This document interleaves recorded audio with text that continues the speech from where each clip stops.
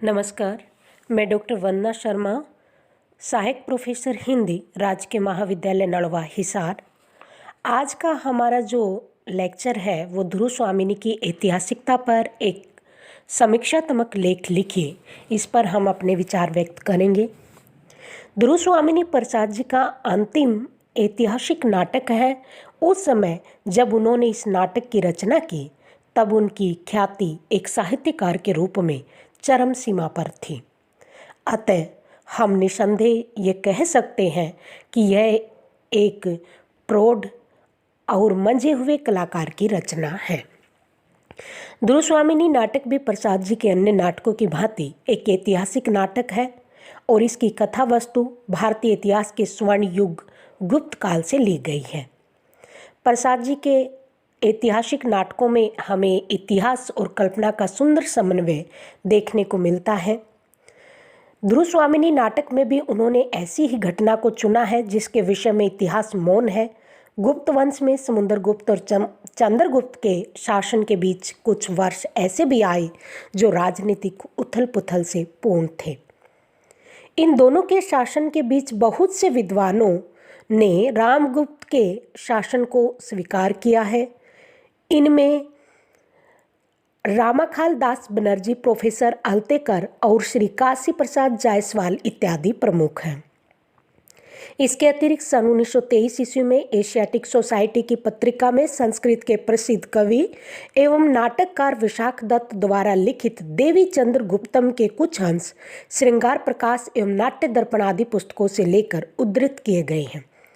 इससे गुप्त वंश संबंधी अनेक तथ्य जो अंधकार में पड़े थे सामने आए हैं।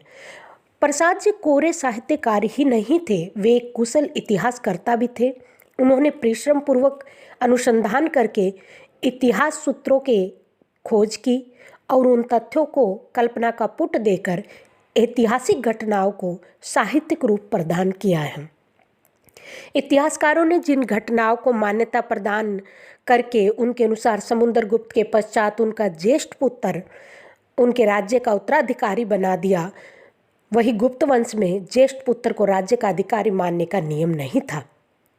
इसलिए समुद्रगुप्त ने अपने जीवन काल में ही अपने छोटे पुत्र चंद्रगुप्त को युवराज घोषित कर दिया था, किंतु चंद्रगुप्त ने पिता की मृत्यु के पश्चात अपने बड़े भाई रामगुप्त को राज्य अधिकार सौंप दिया। रामगुप्त अत्यंत बुरे चरित्र का स्वामी था और सम्राट होने के स्वर था अयोग्य था।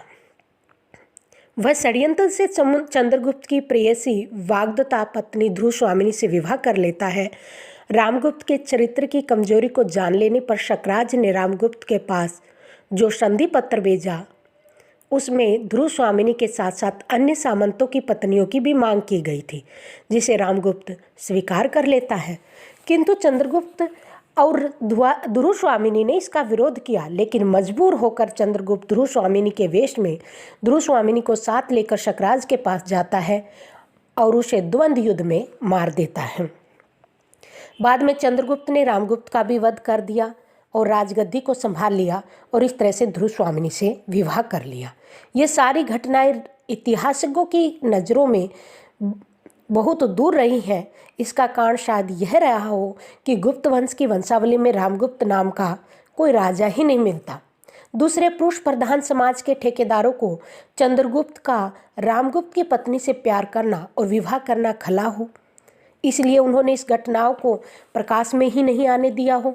इसलिए प्रसाद जी को ध्रुव स्वामिनी की कथा वस्तु निश्चित करने के लिए अनेक ग्रंथों का सहारा लेना पड़ा, जिनमें प्रमुख के नाम इस प्रकार हैं: विशाखा दत्त का देवी चंद्रगुप्त नाटक, चाणक्य द्वारा लिखित अर्थशास्त्र, नारद और पराशर की स्मृतियाँ, राजशेखर की काव्य मीमांसा, बाणभट्ट की कादम्बरी।